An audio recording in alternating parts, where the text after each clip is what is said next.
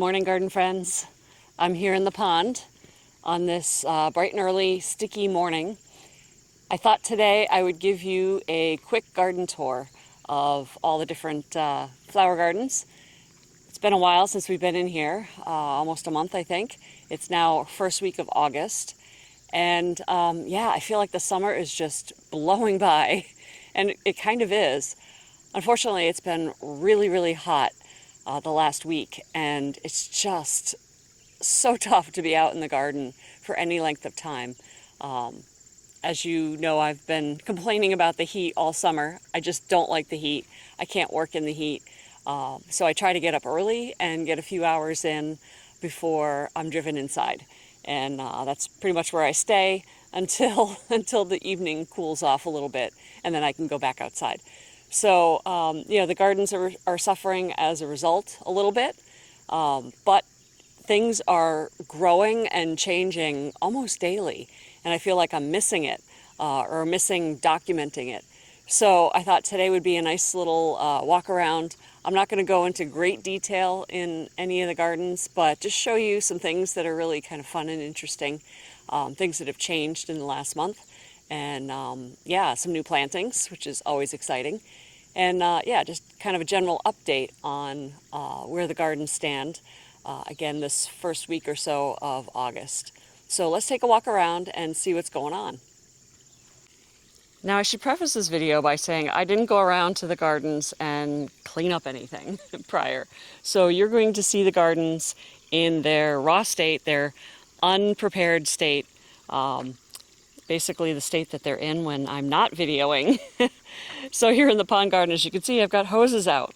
Been watering a lot because we have a lot of new plantings in this garden, and it's been really, really hot. Oh, so hot. So I don't think I've added anything into this garden since the last video. It's just that everything has blown up, has expanded and grown. Even the little new switchgrass plugs that I put in a couple months ago, everything is just taken off in the heat. And I suppose that's a good thing. The one, casualty I've had so far, this is the weeping Hagen cherry that I planted a month or so ago. The Atropurpureum Japanese maple behind it objected greatly to being moved. I'm not convinced that it's completely dead. There's still some live leaves up here.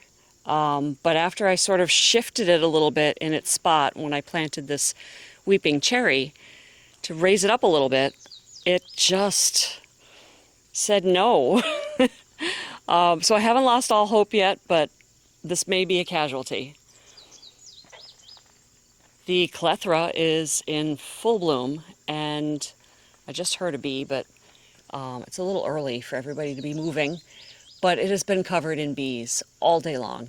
It's great. These bumblebees are like still in a little bit of a coma this morning. Starting to wake up. Anyway, so yeah, the pond has been very active with frogs. It's really fun to listen to them every night. The pond plantings, in the pond plantings are expanding, but I definitely don't have enough cover here. And so I've had to resort to adding some pond dye just to keep the algae down. Really disappointed with the frog bit that I had bought last year, and that by this time was covering at least half the pond, if not more. And this year isn't really doing anything. The water lettuce is multiplying like crazy, which is helping, but definitely not enough.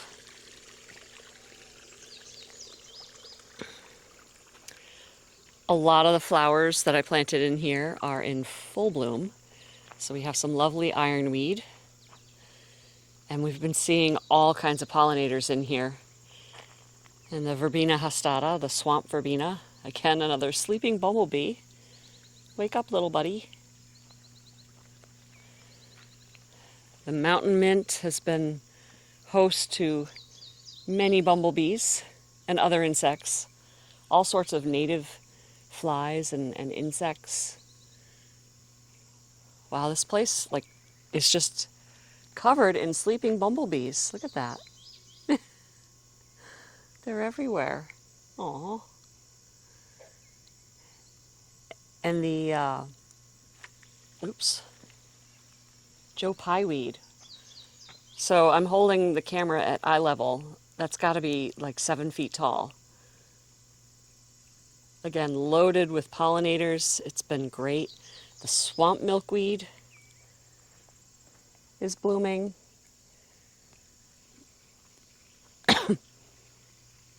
So all in all, the pond garden is doing pretty well. Still have a lot of space where I can put more plantings, and I'll definitely be working on that. I'm hesitant to be planting this time of year though, because it's so hot. Trying to get things to survive in the heat wave with limited water is tricky. The switchgrass.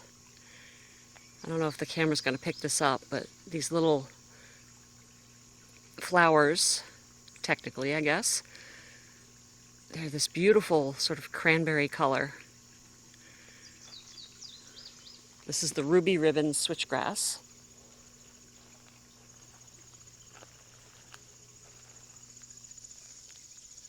So yeah, the pond is definitely a nice peaceful place to go on these sticky mornings. And we have a little frog here that hasn't moved since I started filming. Hello, buddy. Oop, there he goes. And yeah, more frogs.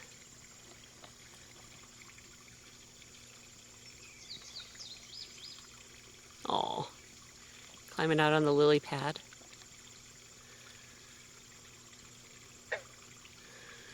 All right. So that's really the pond garden right now. It's looking really good, I think. I'm very happy with it. Zoom out here.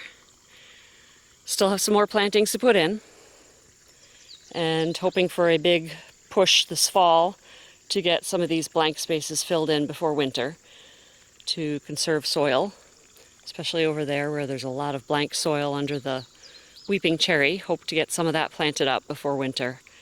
I can't believe I'm already talking about winter, but it's August and we live in New Hampshire, so our growing season is pretty short.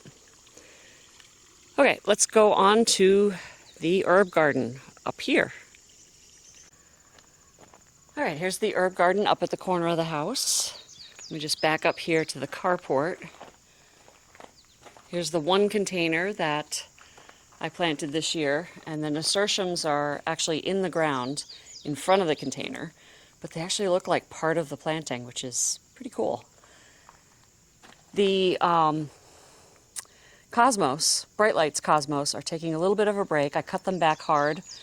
There are new buds, as you can see, so that will be blooming shortly. But everything else is just going crazy. Been fertilizing this on a regular basis, which is the key to lush pots, is make sure that you fertilize. They definitely need fertilizing like every 2 weeks at a minimum. So that's what I've been doing here, and I've been very happy with this pot so far.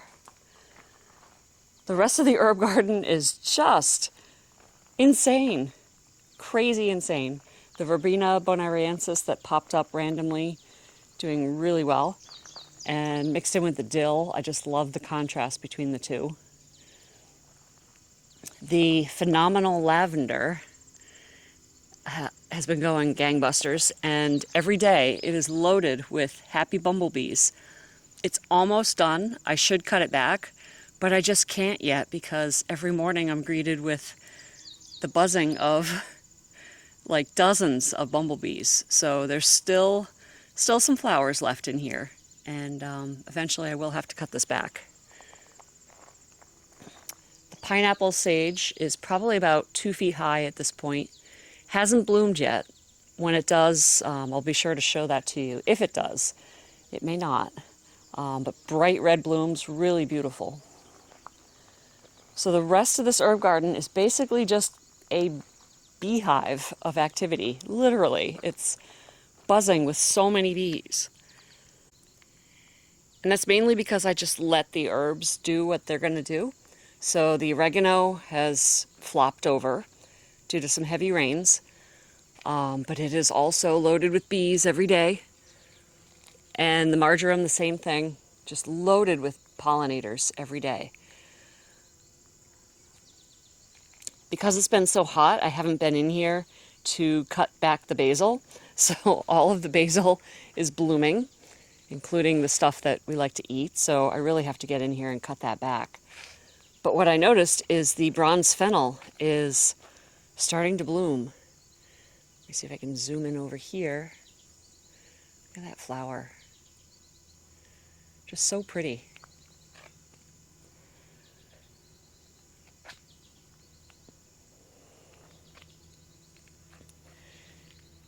Just walk through the bee corridor here. I have to be very careful coming to the faucet in the morning. So we had some really heavy torrential rains, and as a result, the mint has completely flopped over, but it too is starting to flower. I will have to cut this back soon, definitely. The basil is about waist high right here. So yeah, it's everything is going a little bit nuts right now, except for the parsley, which is hidden in here. I only have a couple of parsley plants that made it this year, and I don't know why. Yeah, I've got one here, but that's about it. The borage looks like it's about done flowering. Walk around here. Whew. Yeah. I had to extract myself from the corridor of bees, just surrounded by bumblebees and various pollinators. So I'm outside the herb garden now. The purple hyacinth bean has made it all the way to the top of the little obelisk. Isn't flowering yet, hopefully soon. It has beautiful purple flowers and then purple bean pods, so it's just stunning. Almost there. The catnip, I whacked this back pretty hard a couple months ago, and yeah, it kind of bounced back in spades and is loaded with flowers and bees. So yeah, that's the overgrown herb garden in a nutshell. It's basically a pollinator paradise right now because all of the herbs are blooming, and it's lovely. All right, let's take a walk over to the shade garden. Okay, as we walk over to the shade garden, there are a few things in here that have changed since the last time I videoed. The major one is the flowering tobacco that I had planted here that completely overwhelmed the space is gone. I ripped it out. I left a few over here, and they really are lovely flowers. Look at these. Super long tubes. Just stunning, but completely inappropriate for that space. And it completely overwhelmed what was in here, including the box, this Green Mountain boxwood, and there's another little boxwood hidden under here that this Japanese Aurelia has just completely overwhelmed. Definitely going to have to either split this up or consider moving it with the expansion of the shade garden, maybe next year, we'll see. But yeah, so instead of the tobacco, I threw in a few more purple Pallas heuchera, Pallas purple heuchera, a few more lady's mantle.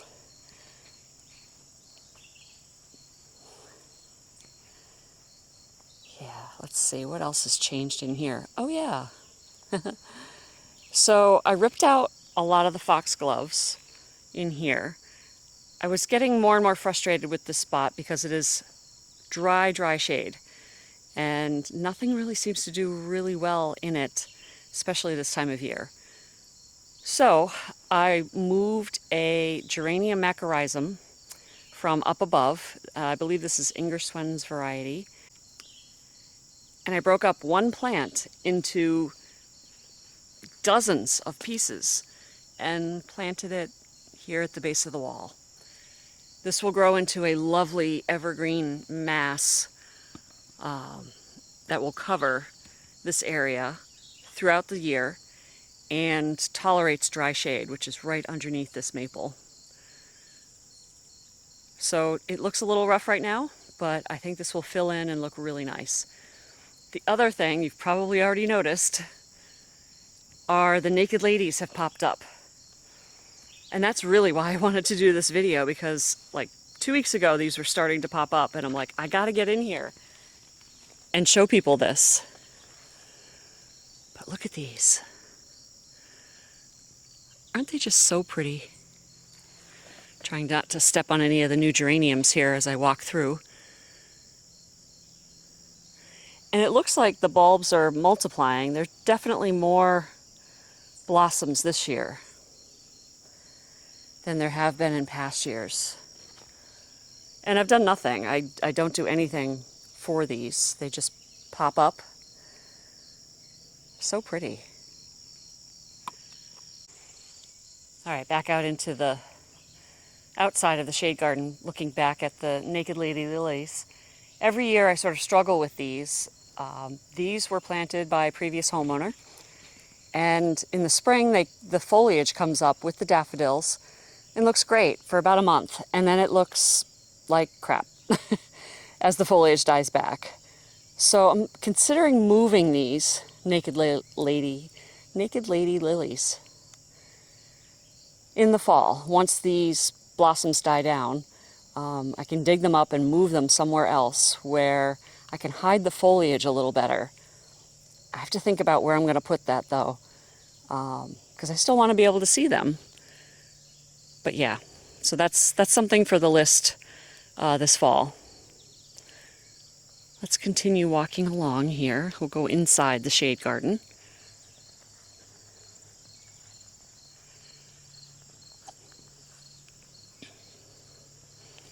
And actually into the shade. The sun is starting to come out now, and already it's really, really warm.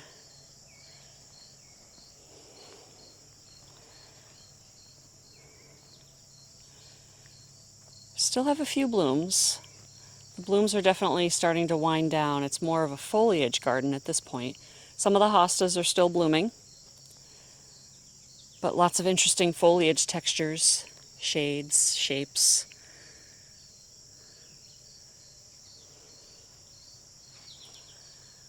But looking at it from this angle, I still think I definitely want to move these lilies somewhere else.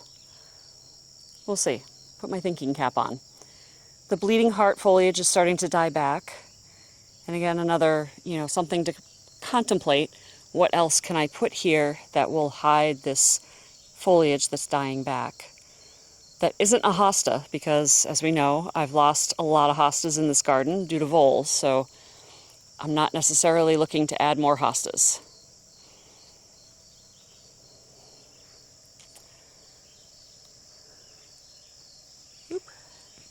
This little shady corner here with the Hakanakloa and the Ajuga, Coleus and the lady's mantle. My little lady's mantle farm is still growing. I've moved a few of these, but before fall I will definitely move the rest of these to their permanent homes. I did cut back the lady's mantle flowers. They were getting a bit ragged.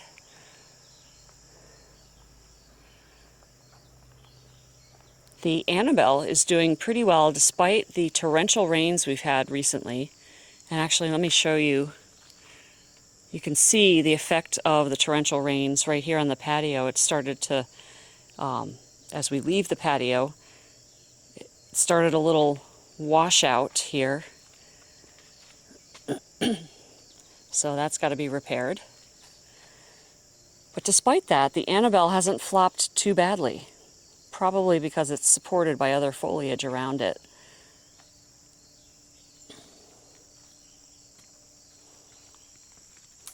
Let's Coming out onto the patio here, I did clean up the ladies' mantle flowers, cut those back. And you'll notice another addition here. These were the peacock orchids that I mentioned several months ago that I had planted. Lovely, and they actually have a really nice scent to them that I can smell right now. Let me back up a little bit here. So this is kind of what I see from my kitchen window. And I love the peacock orchids. I just think they're in the wrong spot. And again, when I planted these, I just wanted to throw them in the ground and see what they look like relative to the space. And yeah, it's okay that they don't work here. They are pretty though. I think in the fall when I have to dig them up, I'll put them in the basement for the winter. In the spring, I think I'm going to add them up above in the white garden area. But they are lovely. So pretty. I also pulled out some of the Langsdorff flowering Nicotiana because it too was also overwhelming the space. So you couldn't see the lady's mantle down below. The daylilies above have actually almost gone by. This was a hedge of color, probably just like 2 weeks ago, but they've already almost gone by. And there are definitely some changes I want to do here. There are some really bright yellow daylilies in this mix right there. And when it was in full bloom, most of them are down at this end. It was very, distracting. So I think I want to move these yellow daylilies elsewhere and replace them with something that's a little more subtle. The salmon colored daylilies, there are some peach colored daylilies in here, some very pale yellow. So I want to put more of those in here to keep the colors a little less in your face. All right, let's walk up the stairs. We're just going to ignore the pollinator border because I will have an update on that in the near future. Look at these hydrangeas. These are the fire and ice hydrangeas, and they are looking really good in the garden. Hang on here. Wow. Now the sun, of course, is coming out and sort of washing everything out. This corner garden here by the barn, which I'm sort of relabeling as the white garden, the jasmine scented tobacco and the cupcake white cosmos have just sort of taken over. But it's just lovely to see from down below in the kitchen. Most of what is in here are shrubs that generally bloom white. So the only real flowers that I've got going on here are the annuals. I do plan to replace these with perennials and probably try to do that this fall so that they come up next spring. The only non-white thing I have in here are these alliums. I don't know the variety. They were given to me by a friend. They are pretty and they're very prolific. But they're a pale purple, so I'm kind of letting it slide in the white garden. The Nishiki willow is almost as big as the magnolia. Huge. Gonna have to cut that back. All right, so here in the upper part of the kitchen garden, again, the fire and ice hydrangeas kind of dominate this corner, as well as the Paradiso tall mix echinacea. Still looking lovely. I think what else I've added in this corner.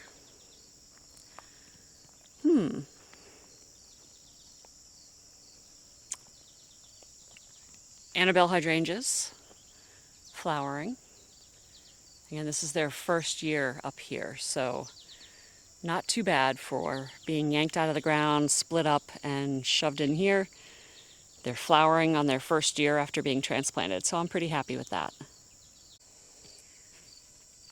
The white cloud calamintha continues to bloom. I'm not deadheading this at all. It just keeps blooming. It's lovely.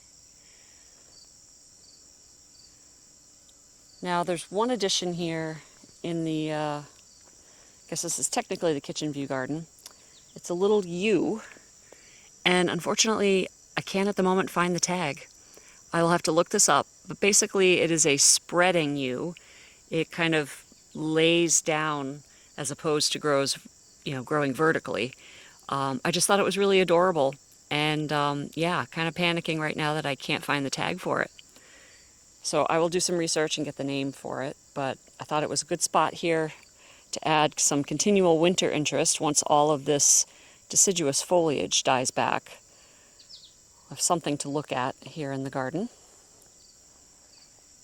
So continuing down in the shade garden and the barn slope. Oh, the woodland tobacco here is finally blooming. Wasn't sure that was going to bloom this year.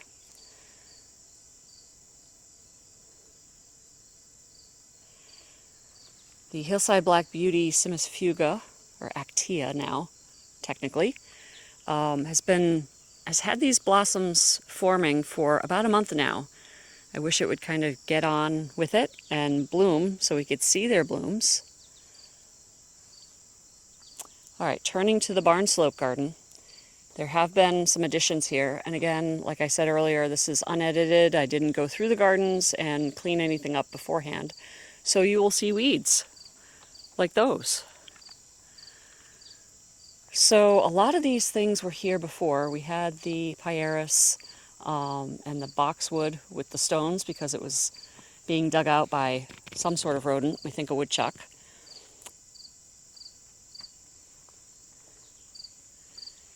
The Liriope is really starting to fill out,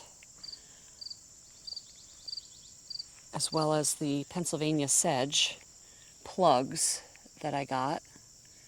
Definitely taking root. I want them to expand more. The mountain laurel was here last time, I believe, as well as the inkberry. And you can see the damage that the torrential rain has done to the slope. If you look at the soil, you can definitely see signs of erosion. So I'm still working hard to get this bed planted up before winter, and then hopefully get some bark mulch on here, as well as probably some more rocks to slow down the drainage off the slope. And then obviously finishing the rock border will help tremendously. I did add a few more things in here. Again, more evergreen things. The rocks are temporary, at least in these plantings, to keep the rodent from digging them out. We think the woodchuck has gone away, but just to be sure. So another little giant arborvitae, a sky pencil holly, and this was here before, the Green Mountain boxwood. Some nice vertical accents here as we walk into the Annabelle hedge that is just going crazy. This is their first year living here. They were dug up from the lower garden and planted here, and the size of these blooms and the fact that they haven't completely flopped over with all the heavy rains is just amazing. Okay, the sun is coming out, so it's, I'm sure, making the video quality a little questionable. Below the Annabelle hydrangea, let me step back here so you can see it, I planted 3 Rainbow Sensation Weigela,